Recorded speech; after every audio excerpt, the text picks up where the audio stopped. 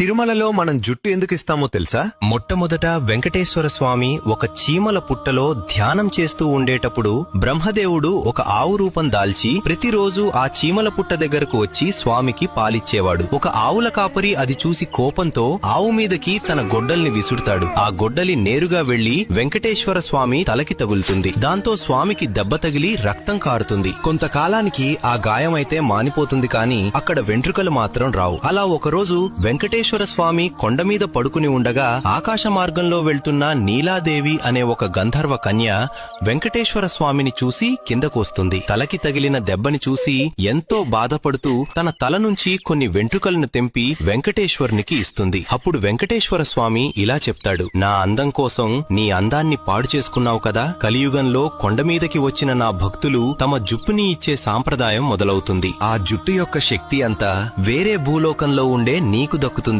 అని చెప్తారు. ఇంతకీ తిరుమలలో ఇచ్చే మన జుట్టుని ఏం చేస్తారో తెలిస్తే కామెంట్ చేయండి. తెలియకపోతే గోవింద గోవింద